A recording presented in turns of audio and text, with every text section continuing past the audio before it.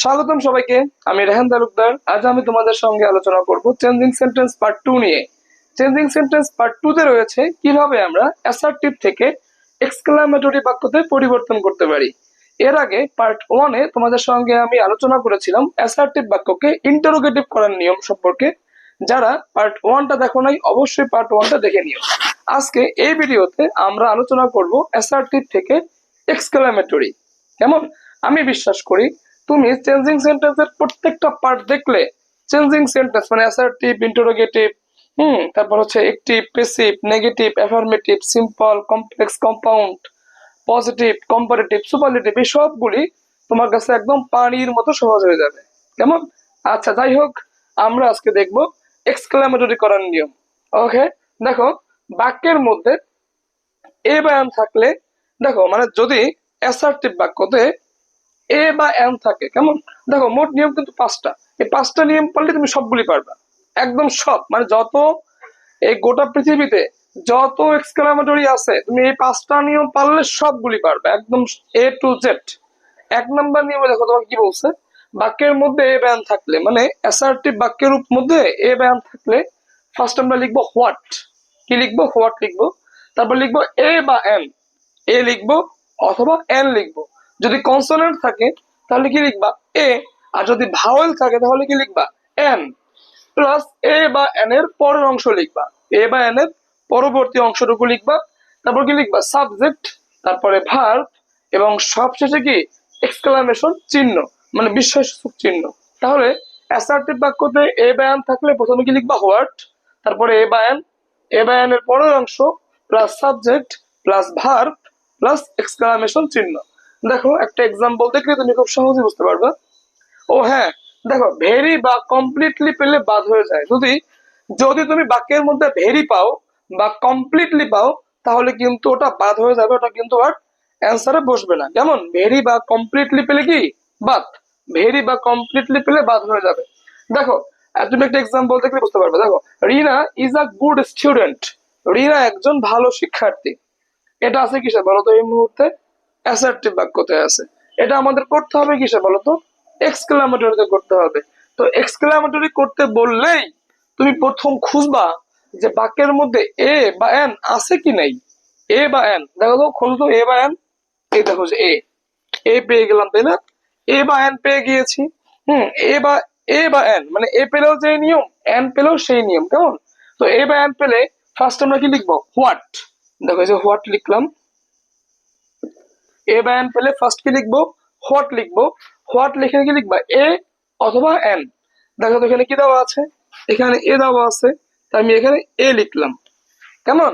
আচ্ছা, তো প্রথম হোয়াট লিখবা, তারপর এ বা এন প্লাস কি এ বা এন এর, এ বা এন এর পরের অংশ, এ বা এন এর পরে কি দেখো কি লেখা আছে? Good student. এই যে good student, good student plus subject, subject কে? রিনা, তাই না? তো এখানে তুমি কি লিখবা? রিনা। তারপর কি লিখবা বলতো? সবশেষ কি লিখবা? ভার্ব। এখানে এবাকে ভার্ব কে? ভার্ব হচ্ছে ইজ। আমরা ইজ লিখলাম। তারপর কি দিবা? এক্সক্লামেশন চিহ্ন। তাহলে তোমাকে আমি আরেকবার দেখাচ্ছি।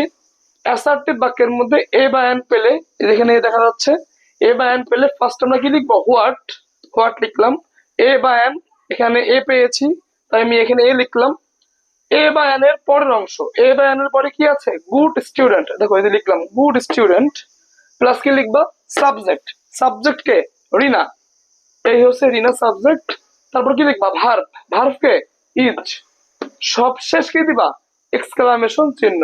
যদি কেউ এই চিহ্ন দিতে ভুলে যাও তাহলে সে কিন্তু একটা গোল্লা খেয়ে যাবা। কেমন? আচ্ছা, সো নেভার ফরগেট ইট। কেমন? দেখো তাহলে এই হচ্ছে কি বলতো, এই একটা এক্সাম্পল, এক্সক্লামেটরি করার এক্সাম্পল। এবার তোমাকে আমি আরেকটা এক্সাম্পল দেখাচ্ছি। He is a very idiot man. সে একজন খুবই মানে বোকা মানুষ আর কি। এখন দেখো তো এই বাক্যের মধ্যে তুমি প্রথম কি খুঁজবা? এ বা এন খুঁজবা। এ বা এন আছে কি নাই বলো তো, খোঁজো তো। এই দেখো এ বা এন পেয়েছি, এ বা এন। যেহেতু এ বা এন পেয়েছি তো ফার্স্ট আমরা কি লিখবো? হোয়াট। কি লিখবো বলো তো? হোয়াট। হোয়াট লেখার পরে কি লিখবা? এ বা এন। আমি এখানে দেখো তো কি পেয়েছি, এ পেয়েছি, আমি এখানে প্রথমে এ দেই, দেখি তারপর কি হয়। আচ্ছা, তারপর দেখো এ বা এন এর পরের অংশ, দেখো তো এ বা এন এর পরে কি আছে, very idiot man, very idiot man. দেখো তো নিয়মে কি দেওয়া আছে, স্টার্ট দিয়ে ভেরি বা কমপ্লিটলি পেলে বাদ হয়ে যাবে, তার মানে ভেরি বাদ, ভেরি আমরা আনসারে আর লিখবো না, লিখবো লিখবো না, ভেরি বাদ দিয়ে আমরা সামনের টুকু লিখবো। তো দেখো তো উপরে কি আছে, idiot man, IDIOT, idiot man. দেখো এই যে হোয়াট দিলাম, এ বা এন এর এ দিলাম, যেহেতু আমি এখানে মানে কোশ্চেন এ পেয়েছি তো আমি এখানে এ দিলাম। তারপর কি দিব বলতো, এ বা এন এর পরের অংশ, এ বা এন এর পরে কি আছে, ভেরি ইডিয়েট ম্যান। কিন্তু আমাদের নিয়মে কি বলা আছে, ভেরি পেলে ভেরি বাদ হয়ে যাবে, সুতরাং ভেরিটা বাদ দিয়ে দাও, শুধু কি লিখবা, ইডিয়েট ম্যান। তারপর কি লিখবা, সাবজেক্ট, সাবজেক্ট কে বলতো, হি। তারপর কি লিখবা, ভার্ব, ভার্ব কে, ইজ। তারপর কি দিবা, এক্সক্লামেশন চিহ্ন। সবকিছু কি হয়েছে, হয় নাই, একটুখানি ভুল আছে দেখো, সেটা হচ্ছে দেখো ইডিয়েট লিখতে আই কি ভাওয়েল না কনসোনেন্ট, আই হচ্ছে ভাওয়েল, যেহেতু আই ভাওয়েল, দেখো ভাওয়েলের পূর্বে কি এ, মানে ভাওয়েলের আগে কি এ নাকি এন বসে, এন বসে না, সুতরাং এখানে এটা এন হয়ে যাবে, আর সব ঠিক আছে। কেমন, এই হচ্ছে তাহলে আমাদের কি বলতো, এই এ বা এন পেলে এভাবে করতে হবে, এক নাম্বার নিয়ম দিয়ে। কেমন, এবার দেখো আমাদের 2 নম্বর নিয়ম, বাক্যের মধ্যে এ বা এন না থাকলে, মানে বাক্যের মধ্যে যদি আমরা এ বা এন কিছুই খুঁজে না পাই, তাহলে আমরা প্রথমে কি লিখবো, হাউ প্লাস ভার্বের পরবর্তী অংশ, মানে ভার্বের পরবর্তী অংশ লিখবা, ভার্ব লিখবা না কিন্তু, খবরদার, ভার্বের পরবর্তী অংশ লিখবা, প্লাস লিখবা সাবজেক্ট, প্লাস কি লিখবা, ভার্ব, প্লাস কি এক্সক্লামেশন চিহ্ন। এখানেও কিন্তু সেম নিয়ম, ভেরি বা কমপ্লিটলি পেলে পাস হয়ে যাবে। দেখো একটা এক্সাম্পল দেখো, Liza is very honest, Liza অনেক সৎ, লিজা অনেক সৎ। দেখো তো এটা আছে কিসে, এখন অ্যাসার্টিভে আছে, করতে হবে কিসে, এক্সক্লামেটরিতে।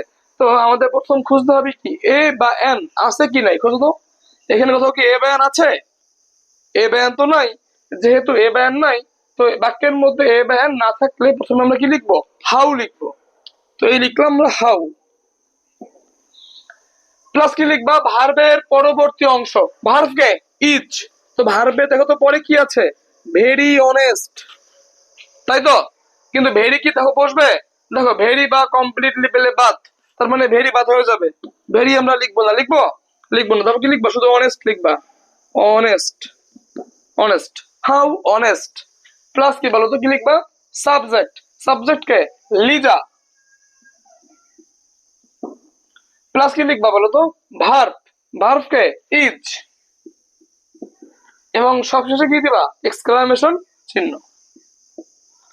তাহলে দেখো তো, এ বা না থাকলে প্রথমে কি লিখবা, হাউ, প্লাস কি লিখবা, ভার্বের পরবর্তী অংশ, ভার্ব হচ্ছে ইজ, ইজ এর পরে কি আছে, ভেরি অনেস্ট, কিন্তু ভেরি তো নিয়মে বসবে না, সুতরাং কি লিখবা, জাস্ট অনেস্ট লিখবা। তারপর কি লিখবা, সাবজেক্ট, সাবজেক্ট হচ্ছে লিজা, এই লিখলাম সাবজেক্ট, সব শেষ কি লিখবা, ভার্ব, এই হচ্ছে ভার্ব, ইজ হচ্ছে ভার্ব, ইজ লিখলাম, এবং তারপরেও কি লিখবা, এক্সক্লামেশন চিহ্ন। কেমন, আচ্ছা, এটা হচ্ছে তাহলে কি বলতো, এই মানে এ ব্যান না থাকলে। এবার দেখো আমাদের 3 নম্বর নিয়ম, আই উইশ থাকলে কিভাবে আমরা অ্যাসার্টিভ থেকে এক্সক্লামেটরি করতে পারি। দেখো আই উইশ থাকলে, আই উইশ উঠে ইফ বসে, মানে আই উইশটা যেখানে আছে অবশ্যই বাক্যের শুরুতেই থাকবে, আই উইশটাকে উঠে আমরা কি দিব, if, I F, if, if দিব, প্লাস বাকি অংশ দিব, প্লাস এক্সক্লামেশন চিহ্ন দিব।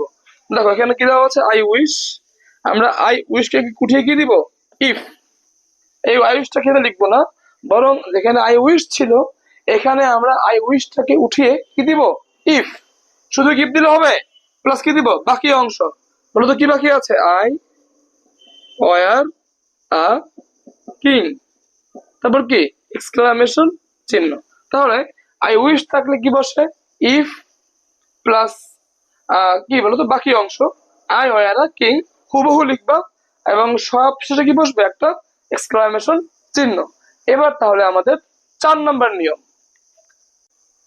4 নম্বর নিয়মে বলা আছে, it is a matter of joy that থাকলে কিভাবে আমরা অ্যাসার্টিভ থেকে এক্সক্লামেটরিতে পরিবর্তন করতে পারি। দেখো তো, it is a matter of joy that, মানে অ্যাসার্টিভ বাক্যতে it is a matter of joy that থাকলে কিভাবে আমরা অ্যাসার্টিভ থেকে এক্সক্লামেটরি বাক্যতে পরিবর্তন করতে পারি। It is a matter of joy that উঠে, মানে বাক্যের মধ্য থেকে it is a matter of joy that উঠে হুররে বসে। কি বসে বলতো? হুররে। তার মানে it is a matter of joy that থাকলে হুররে বসে প্লাস বাকি অংশ বসে। কেমন? একটা এক্সাম্পল দেখলে বুঝতে পারবো। দেখো, it is a matter of joy that I have won, মানে এটা খুবই আনন্দের বিষয় যে আমি জয়লাভ করেছি।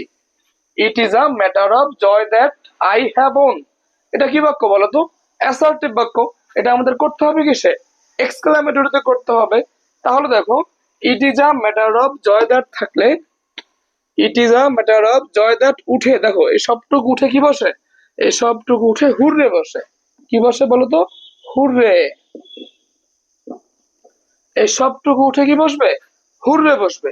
হুররে বসানোর পর তারপর এরকম একটা চিহ্ন, মানে এই যে অবাক সূচক চিহ্ন বা এক্সক্লামেশন চিহ্ন দিতে হবে তোমাকে, ঠিক আছে?